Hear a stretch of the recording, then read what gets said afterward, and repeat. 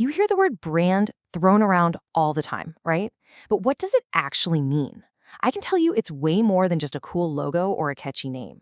So today, we're going to break it all down. And trust me, getting a handle on this is a total game changer, no matter who you are. Okay, picture this. You're in the supermarket just staring at this massive wall of stuff. Or maybe you're scrolling online and it just never ends. It's a lot, right? Super overwhelming. We've got more choices than ever before and way less time to sort through them. And that right there, that's the exact problem that branding originally evolved to fix. And look, I know it can sound really complex, but this quote from Kevin Lane Keller just nails it. Branding isn't rocket science, but it is this amazing mix of art and science. It's not some big mystery you can't crack. It's got a science side, figuring out how people tick, but it's also got this creative, artistic side, which is all about making a real emotional connection. Okay, so let's get the official definition out of the way. The American Marketing Association says a brand is basically anything, a name, a symbol, you name it, that's meant to do two things: identify who's selling something and make it stand out from the competition. Think of it like a shortcut. It helps a company shout, hey, this one's ours, and it helps you go, oh yeah, I know that one. It's really the simple, elegant answer to that overwhelming wall of choices we were just talking about. Now, this is where it gets really interesting. The huge difference between a product and a brand. See, a product is the physical thing a company makes in a factory. Anyone can pretty much copy that. But a brand is what you buy. It isn't a physical thing at all. It's this whole collection of ideas, feelings, and memories that lives completely inside your head. And to take that idea a step further, just think about any product in these 5 levels. You've got the core benefit at the bottom, right? An air conditioner makes a room cool. Simple. But where things get competitive, where all the branding magic really happens, is up at level 4, the augmented product. This is where companies pile on the extra stuff, the great service, the cool design, that special feeling you get. It's all the little things that make it stand out from everything else. This leads us to probably the perfect cautionary tale. It's what happens when a giant company completely forgets that its brand is so much more than just the product it sells. I'm talking, of course, about the legendary marketing disaster that was New Coke. So, the year is 1985. Coca-Cola is getting hammered by Pepsi in those Pepsi Challenge ads. So they do the logical thing, right? They run a massive number of their own blind taste tests. We're talking almost 200,000 of them. And they come up with a new, sweeter formula. And guess what? People loved it. The data was clear. On paper, this plan was absolutely foolproof. What could possibly go wrong?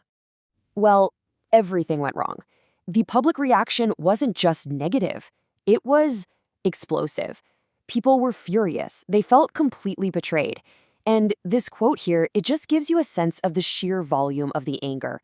Folks weren't just mad about a new soda flavor. For them, they had lost a piece of who they were, a symbol of America. And here is the big takeaway. This is the lesson Coca-Cola learned, the hard way.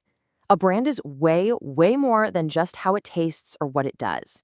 It's about feelings, memories, nostalgia.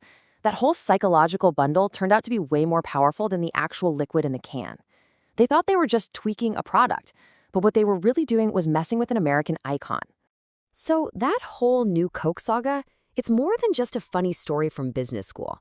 It's the perfect way to understand why brands are so important to us, to you, and me. They actually play a huge role in our lives, whether we realize it or not. Think about it. Every single time you buy something, you're taking a little risk. Will this thing actually work? Is it a waste of money? Is it even safe? A brand you trust is like a mental shortcut. It just simplifies things. It's a promise that cuts through all that worry and gives you some peace of mind. It's a signpost for quality you can count on. And that's just one side of it. Brands aren't just about playing it safe. They're deeply personal. They're symbols we use to broadcast who we are, or maybe who we want to be. Seriously, the clothes you wear, the phone in your pocket, the car you drive, they're all little pieces you use to build and tell your own story. All right, so we've established that brands are a big deal for us. But what about for the companies themselves? Let's flip the script for a second.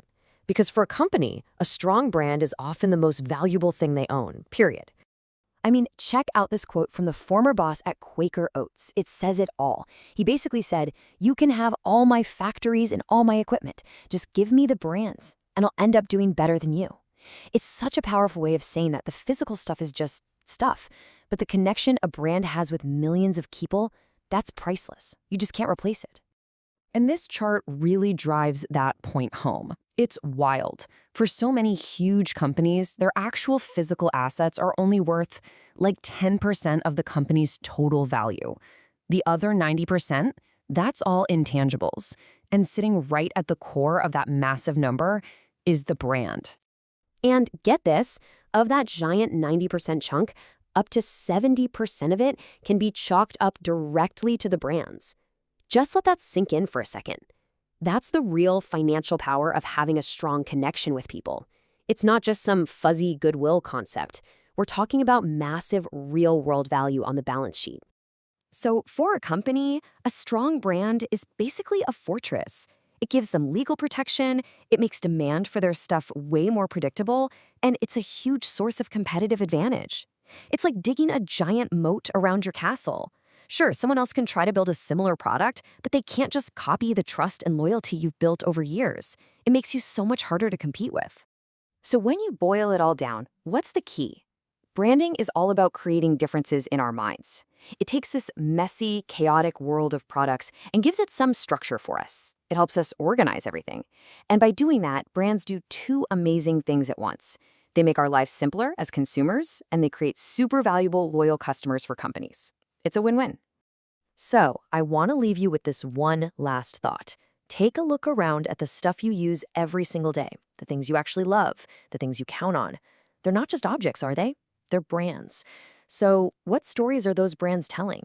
And more importantly, what story are they helping you tell about yourself?